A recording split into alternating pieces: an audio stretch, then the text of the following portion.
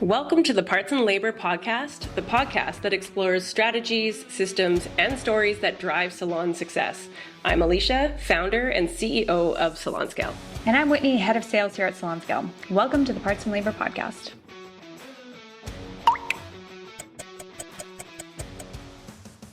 Hello and welcome back to the Parts and Labor Podcast. I'm Alicia, your host today, and today we've got a really exciting episode. I've got a guest on, and this one means a lot to me. This is a local salon owner. Her name is Celene Dupuis, and she is from my city. And when launching SalonScale, there was a handful of salon owners I knew, and so taking that risk, knocking on her door and saying, hey, I have this idea, what do you think? That's really where our story started. And so I am going to take you guys through just a conversation here with Celene on, our story, how we met, and then just really talking about the process of getting to where we are today and the success we've seen overall. So welcome, Celene, to the Parts and Labor Podcast. Thanks, I'm really excited to be here. So why don't we kick it off with the story? So what was that initial, when I first came to you and what was that experience to you, and what was your first initial thoughts when I brought up SalonScale to you? Yeah, I love it. Well, I was invited to the launch party. I remember it was it was on 20th Street in a really cool venue. There was a lot of industry people. And I don't think you and I had ever really personally connected. I was I'm going to admit, I was super skeptical. I'm like, I wonder what this is all about. Let's check it out. And I remember leaving being like, this sounds really cool. I love that you call me an early adopter because I actually feel like a total fraud because I waited for 2 years. I know in the birth of your company, I could still be considered an early adopter, but I waited for 2 years before I actually joined because I was like, man, what will my clients think? Fear just totally took over. And I was like, I want to see if this crashes and burns, not that it would, but what are everyone's problems going to be before I adopt it? Because I was just really nervous. So that's kind of how I thought it was really intriguing, but I hadn't really connected the dots yet. So that's kind of how we got connected. And then once I finally signed up, I was here for life. And when we got you onboarded and set up, was that almost the same time that you introduced us to HPSA? I think there was probably it was within that first year that I made that introduction. But yeah, from my onboarding, obviously I saw pretty quick how easy the process was. And then that just kind of came organically. One of the things we do at our high performance events is called a mastermind. Basically sit around a table with a bunch of business owners, what's the best thing ever in your company? And I'm like, oh, let me tell you. So I shared how much money I made. I think it hadn't even been a full 6 months yet, I think, if I'm remembering correctly. I shared the dollar amount, and then everyone at the table votes, which is the one that makes you the most excited.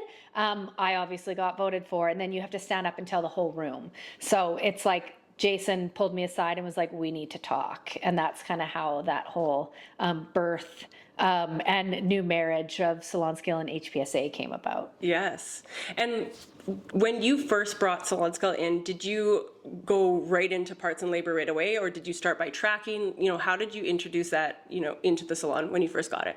Yeah, I think it's a great question. And also, I think that those are the questions that stop people from getting started because people just overcomplicate it. So the way we still charge a la carte, but all of our prices are based on an hourly rate. So the client, we're parts and labor, but it's not we're $100 an hour for your service and then the parts charge. So, we just kept it simple. I think in the beginning, we just, for me, I couldn't wrap my head around changing or taking down what my stylists cost. So we're hey, what can we do that would make this simple? Well, it's time for a price increase. Instead of doing our price increase, we're just going to add on SalonScale. So nothing changed for our service providers. Their prices were already based on an hourly rate. We just added the parts into it. And that way, the little bit of an increase that guests saw really didn't affect anyone. And I didn't have to worry about handling all the little voices from my team that were well, I'm going to make less money, or how's this going to work? It wasn't even an issue really.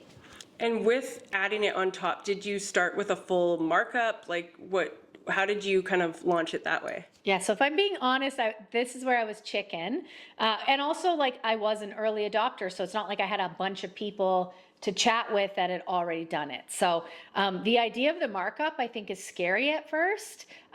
So like I kind of was a little bit of a chicken and I was like, I'll start at 60% and go from there. I tell everyone, I'm like, don't even, like, I just was, you're expecting when you launch something new that there's going to be fallout. Like not one person commented. The only comment we had was someone saying we named it product charge and we charge it out as a retail item, like in our software. And they were like, well, I didn't buy product. And we're like, oh, we should probably call it color charge. So, I mean, that's literally the only comment that we had in the entire process. We just made sure we had great communication. We explained parts and labor to our guests. I love to use the mechanic, analogy. And guests were like, oh, amazing, I'm being charged for what I use. And there's like, I think I had started like that whole like no hidden fees, like fair trade coffee. Like it's like transparent pricing. Like we have no hidden fees, and that just became part of our marketing. So our clients really resonated with that, and it's like they didn't have to worry about going to the till. And it's like $100 one time and $500 the next. So that just resonated with them, and we just like jumped right into it. Yeah, I think we see this a lot of the times that, salon owners, they know they need something like this and they're curious about it. And then there's that like instant like fear of, oh my gosh, like how am I going to display this to the customers or talk about that? Or what are my staff going to say? And that like becomes the kind of slow down process of really getting started. And so what we do notice is like what you just said, which is like once they just take the action and they realize that a lot of the fears that they kind of popped up, they really weren't as bad as what they initially thought. So if you were to talk to a salon owner right now that is like on the fence or they want to do that, is in that kind of feels right now and they're saying, oh, I know I need this, but I don't know how to talk to my team, or I don't know how to do this. Like what is two bits of advice, number one to them, to their staff, and then the other one to them, to their customers? Yeah, that's a great one. Well, first of all, I think it's like you got to speak to people's little voices. So I'm a little voice mastery coach where it's like all about like, there's something in them that's obviously stopping them from doing it. So, I mean, I can give you all the systems and the verbiage, but if you can't handle people's little voices and where it's coming from, it doesn't matter what you say. So I think like, what are identifying like what the fears are, the fears of what your clients are going to think and the fears of what your stylists are going to think. I think the fears of a stylist are, am I going to lose clients because my prices are going up, and am I going to make less money now because the client is paying for that charge? So it's like once you can handle that, and then a client fear, like we're fearful that our clients are going to be like, well, why are they charging me this money on top? Like, are they ripping me off? So it's like, those are all just like not real fears once you actually break it down. So I think that's the first piece of advice. And so as a business owner, if I'm worried about what everybody's going to think, I'm also needing to address like my BS that's getting in the way. And it's like, I'm here to do business. I'm not here to like protect everybody's feelings. So if I was building a house, like, can you imagine if your builder was like, well, so here's what's going to work. We're going to build the house for you, and we're just going to pay for all the costs of the lumber. And like, absolutely not. Like when you go to a lawyer, they charge you for the paper clips they use. So why are we doing it any differently? And like, we got to just remove the emotion from the decision making, which is easier said than done. Like that comes with a lot of personal development work. But I think that would be my biggest advice, is like address your fear. Like my fear as an owner and my whole staff are going to quit because they think I'm paying them less and I'm being greedy and I'm like now marking it up and like ripping everybody off, and that my clients will be pissed off. Like those are the fears. So it's like, what's the worst that's going to happen? My whole team's going to quit. I'll have no clients and I have to close my business. Well, that's not going to happen. So it's just like actually working through like the worst case scenario, and then how would I handle that? Well, I'm going to handle that by having good communication, educating them properly on like what's in it for them. If you can always speak to what's in it for them, it makes it a lot easier. If I handle it that way, they'll feel confident. It's actually going to make their appointments easier because there's transparent pricing. They're able to just explain parts and labor easily to their guest. Their guest sees it on the bill. They only pay for what was paid for, and there's no more of the guesswork anymore where they like walk them up to the till and then they hide in the back. Yeah. Like we see that happen all the time, right? So that would be my piece of advice is like Dodge and charge. the dodge and charge. And yeah, just like uncover all of the fears and like how you would handle it, so that it's just like not a thing anymore. Yeah, I love that. I think that's some great advice. And I think to coming, to who you are and everything, you have a successful salon here in Saskatoon, and watching you from being on stage, it's like, I think the first time I actually saw you was at a Redkin event. But watching you present on stages, and now, watching you become, a major coach for salon owners, being part of the High Performance Salon Academy. And then all this incredible knowledge that you've soaked up, and then, adopt in your own philosophies and then be able to move it. I can just see such a force, and I see so many salon owners coming towards you and saying, help coach me and help talk to me about those kinds of things. So that's kind of where I want to go, which is like the journey into high performance, which is, first of all, thank you for that. Thank you for the introduction to Jason and the team. And I think, let's kind of go into that area there, which is what was that like when we introduced those high performance to SalonScale, and what was that like for the community when we introduced it? Yeah, well, when I say it's major, like it's actually such an understatement. I think it was right around COVID time. And I had chatted with Jason a little bit. Jason's the owner and founder of High Performance Salon Academy. I chatted with him about it before, and I know he always shares this when he introduces you, but he's kind of like, yeah, like, what is this thing? But it's like, once the Academy was like, holy crap, like, what is this technology? And Jason was like, oh, it's like you hear it from a different perspective. And I mean, it's shifted. I think it's like part of our foundational teachings in the Academy. It's part of Jason's Profitable Salon Owner book. It's part of our onboarding process into the Academy, because you just can't run. I don't believe that you can run a business without like solid business plans, and paying for the cost of products and then paying your staff commission on top of that is not like a viable business strategy. So I think like really like what it changed was salons all over North America in a really tough time. I mean, COVID was a really tough time for a lot of people.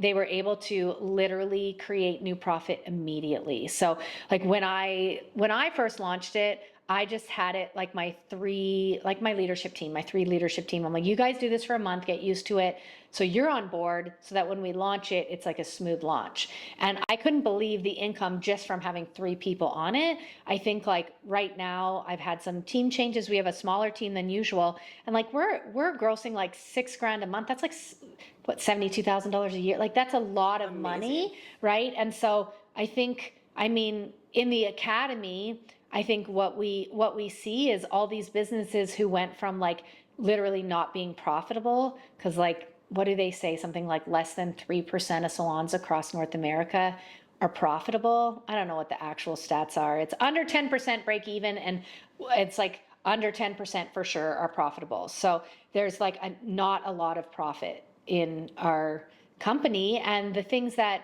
are in our industry, the things that lack from lack of profitability, we don't have money to educate our team. We don't have money to hire business coaches.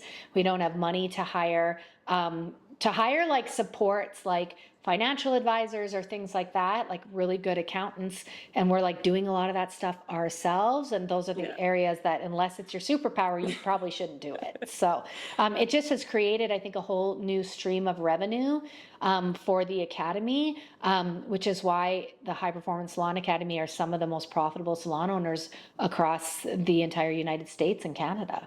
Oh, absolutely. I remember, like, do you remember that one of my first events that was there, and then Jason, asked the room, like, how many of you are using SalonScale, and like 80% of the room put their hand up. Yeah. And then he went around and he said, how has SalonScale impacted like what revenue? And just like you said, at 72,000, we had people that were like 50,000, 100,000, and then the one was like 175,000. Yeah. It was like that, that influence from you, us working together, going into that community, and then being in that room. I don't know if I told you how much that like meant to me, but that was like one of the biggest impactful moments of my career, is to sit there and watch that. And And that was amazing. And it's, thanks to the community and thanks to you for, believing in it and then trying it and pushing it forward and then seeing the success in the room was amazing. Well, I think thanks for creating it, because now we actually can make some profit in our companies. So it's been super helpful. But I remember someone actually standing up, and I don't know if it was that time, because we've done this a few times, but like they were crying, like this has changed my life. And it's interesting because right now there's 12 mentors in High Performance Salon Academy, and we're writing a book called Prove Them Wrong. And it's literally like the title came from the fact, like my family used to joke that I'd either be a stripper or a hairdresser. It was like one or the other. I think I'd make a lot more money if I combined the two. But it's kind of like our job is like a second class job. And so I think many people in the beauty industry feel like we're constantly proving everybody wrong, that we can make money. We can, even though profit margins are like, I think 6 to 8% is average profit margins for salons. Yeah. And like we have salons that are like 15, 25% profit in the academy or more.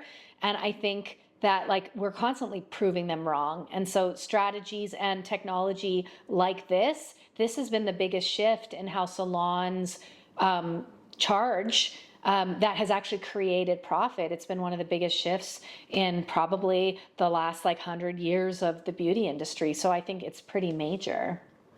Yeah, absolutely. I think we're obviously in that kind of a technical or data transformation era, and kind of getting into that, which is it's great for a tech founder to kind of go that way, which is amazing. I think now kind of when it goes into high performance and coaching there, one of the things you said was the profitable back bar system, and that kind of coaching. If someone was to want to learn this or get a part of the academy and learn all that stuff, how would they do that, and what is that all about? So my journey with HPSA, I always like to tell everybody that I'm actually a member. I don't work for them, but what's different about them is all of the coaches are actually members in the academy. So you have to be a salon owner. You have to have a viable interest. That's a huge reason why I choose that company versus like maybe other coaching companies that it's like everybody gets the same Excel spreadsheet. They've never owned a business. So I think that's what makes it really unique. But yeah, anybody who is really like wanting to take things to the next level, like beyond a spreadsheet, like we don't feed you for the day. Like it's like the give a man a fish. Like we like teach you to fish so you can actually create that stuff. And I think that's again, going to the website, contacting me directly. The support team at HPSA is incredible. If you're ready to take your salon to the next level, that's how you would find us. And I think that what I would say is like taking things like there's SalonScale, but then it's like marketing it as like the profitable back bar system. So, and it's like SalonScale is the technology, but the system is actually teaching salons how to have a profitable back bar and to take control of that. And you can't do that without, without that partnership with companies like SalonScale. So, I recommend it to everybody. I've been a member for 8 years, and it's literally like transformed my business. Oh, I've seen it. I think, always having that kind of community or solution, especially as a lone wolf or a salon owner. Sure. I've seen just the most incredible success. And then the combination of it too, SalonScale will help get you the cash, and then you'll now have cash flow for your membership and be able to 100%. kind of support those things together. So that's why we really work well with communities like that. And so now we're getting kind of to the end. So I'd love to wrap it up with any other final thoughts, any suggestions, anything else that, if a salon owner was listening to this podcast today, anything that you want to tell them. Yeah, absolutely. And again, on my daily coaching calls in high performance, one of the things, SalonScale comes up all the time. I want to do it, I'm scared. Like the fear, back to the fear, it comes up all the time. And if you've ever watched the video on YouTube, How to Create a Movement, it's like this crazy guy dancing in the field.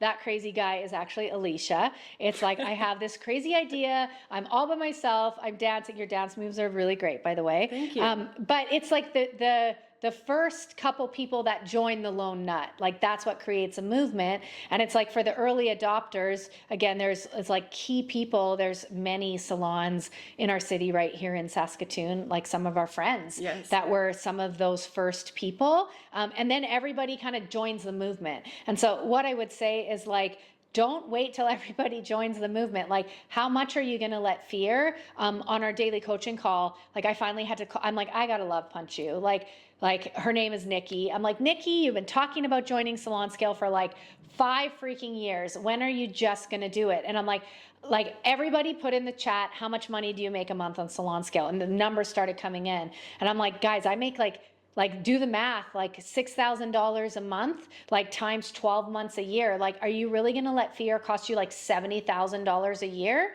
Like, what could you do in your business with $70,000? And like, if you have that 100% markup, like that's your gross profit, but you're like taking half of that home. Like, you could hire more people. You wouldn't have to complain about actually hiring business coaches or sales desk support or whatever that might be. So it's like, how much money are you going to let fear actually take off the table? Because you deserve that, your team deserves that, your customers deserve that. And so I think it's just like getting out of your own way. Programs like Little Voice Mastery, it's a Blair Singer program. We teach it through the academy. You don't have to be a member of the academy to take the program. Like, that program changed my life because it teaches you how to address that fear, get it out of the way, so you can actually make decisions without letting those little voices keep you small. So that's what I would say is like, time to kick that to the curb and just like join the movement. Well, thank you so much, Celene, for today and for everything. And again, for those that are listening to this, we'll make sure in the show notes we'll have links to get access to Celene, HPSA, and of course, SalonScale. So head over to our website, salonscale.com, and go ahead and start your 14-day free trial.